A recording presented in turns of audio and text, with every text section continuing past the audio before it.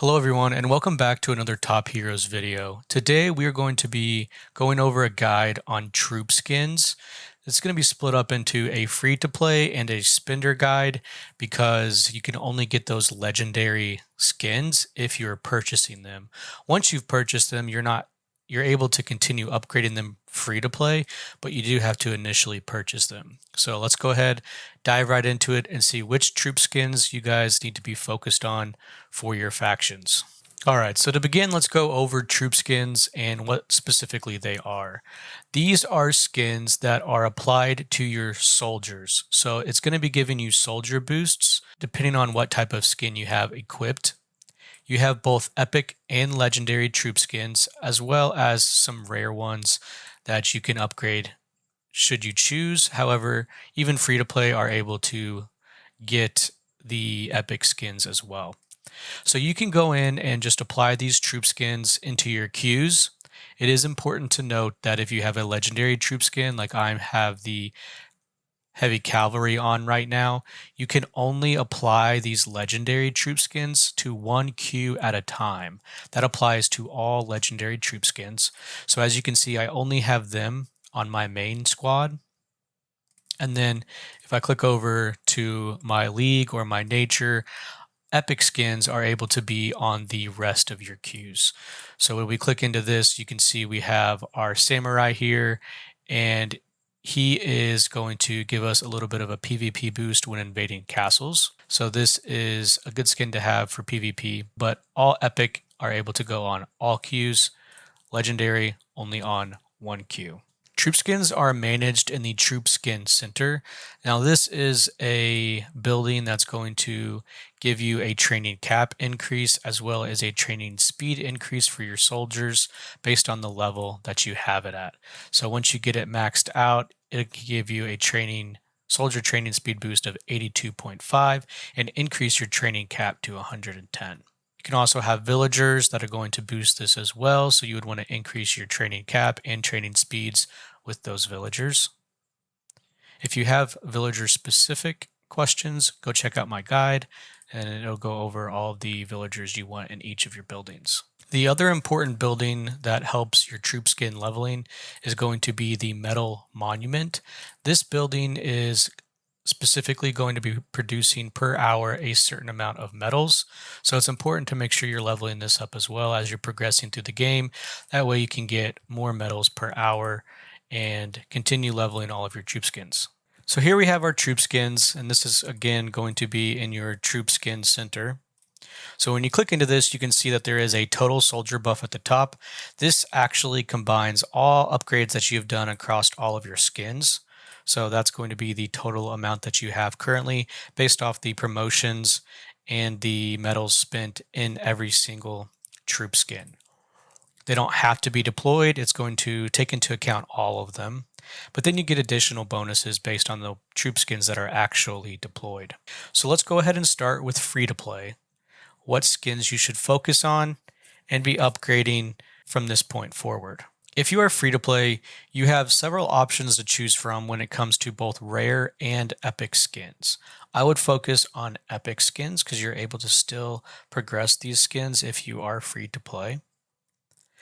So the options for epic skins are going to be Samurai, Logistics Follower, Bearskin Warrior, and then I have not unlocked these, but you also have Drum Corps and the Elegant Butler.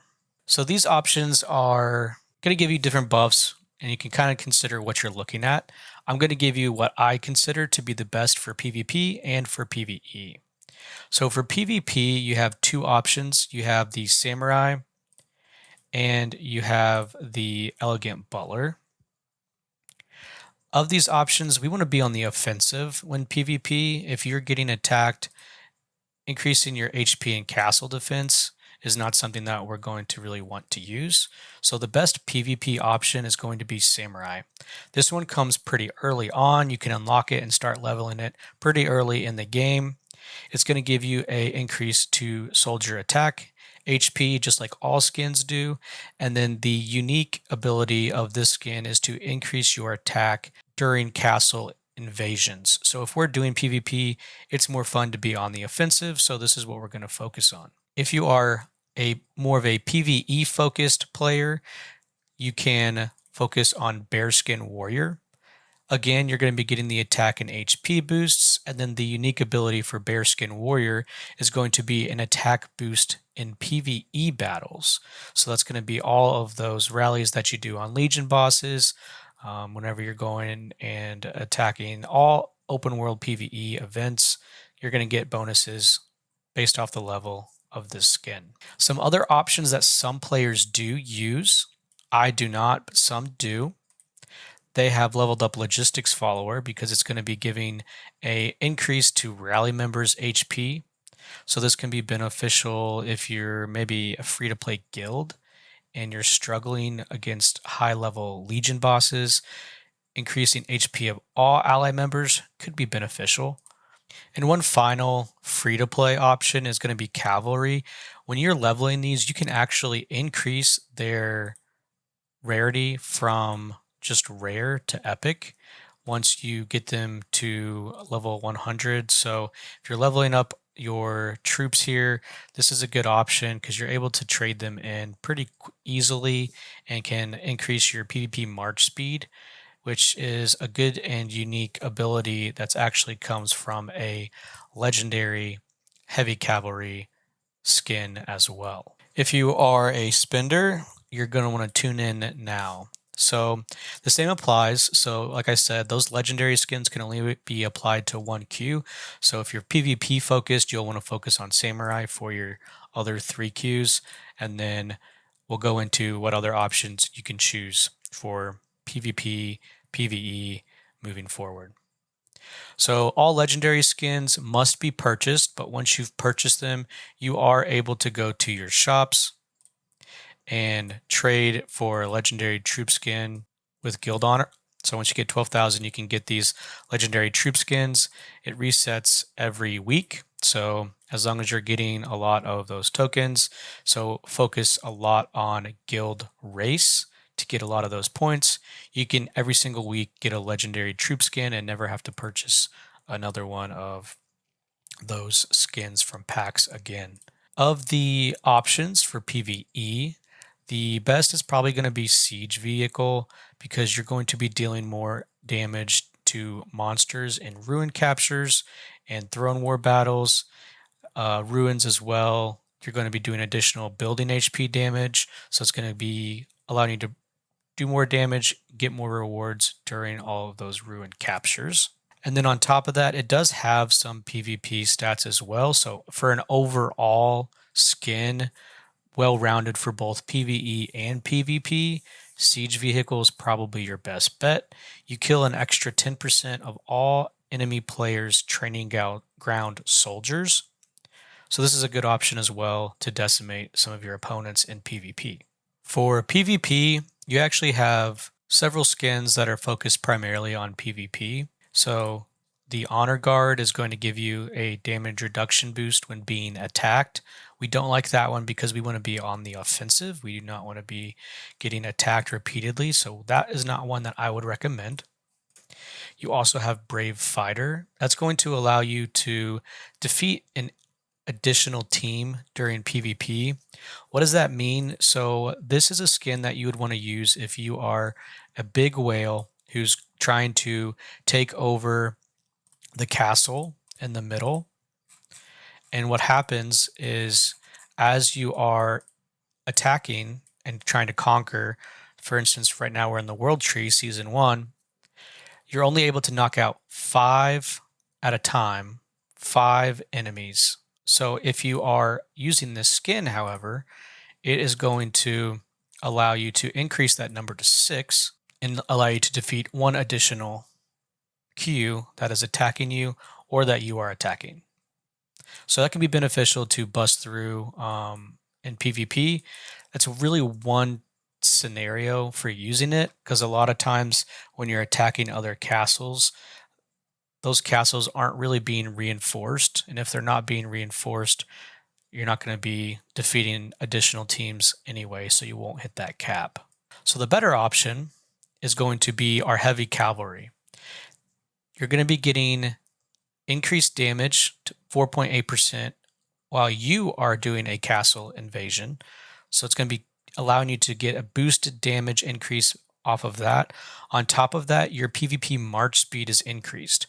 So that PvP march speed is pretty important because it allows you to get to a castle, attack it, and get your troops back before another castle is attacking you and hitting you while your main queue is out. So PvP march speed is pretty important in this game, especially because it's not total power when you're getting attacked. It's just the power of your highest queue that's defending your castle. So keep that in mind whenever you are in PvP and attacking people. The faster you can get there and the faster you can get back, the better off you are when invading or being invaded by other guilds. So recommendation number 1 is going to be heavy cavalry. Recommendation number 2 is going to be the skeleton soldier. This is another beneficial, unique skill. It's going to decrease the morale of opponents that you're attacking when you're in rallies. So whether that be a rally against a big whale, whether that be a rally against a legion boss, it's going to decrease the morale, which makes it easier for your soldiers to go in and deal more damage and not die as quickly. So this is an option. I would say this would be the second option. I wouldn't really focus on this one too much, especially if you are League or Nature. So these are very good options overall. However, some factions have unique faction-specific troop skins. That's going to be League and Nature. Unfortunately, Horde does not at the moment, but League and Nature do have unique troop skins. So let's take a look at those and see if those are going to be better for you. So if you are a League-based Q team, you have the option of choosing Desert Knight. Desert Knight gives you those same bonuses to attack and HP, and then gives you some unique abilities. So you're going to be increasing the morale of you and all your allies. And on top of that, you're going to have an increase of a certain percentage to League Soldier HP if everyone in your queue are League heroes. So you get that League faction bonus for using all of League heroes, and then now you're getting HP increases to your soldiers because you're using all League heroes. So this is a unique skin that you'd want to focus on if you are League-based team. I would choose between either Desert Knight if you're wanting the morale increase, or if you're not too worried about morale increases because you tend to have more troops, higher level heroes, you can still go heavy cavalry for League. If you are nature focused, you have the Tree Spirit. Tree Spirit is the same, so you're going to have a morale increase and for all allies, and then you're going to have Nature Soldier HP gain as well.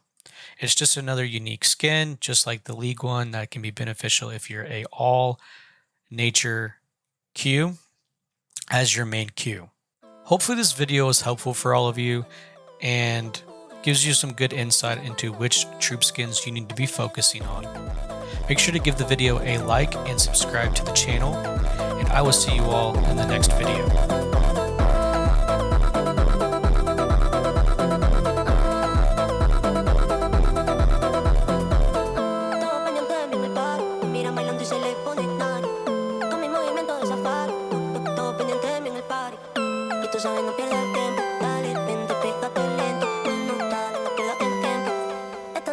Eso no le doy.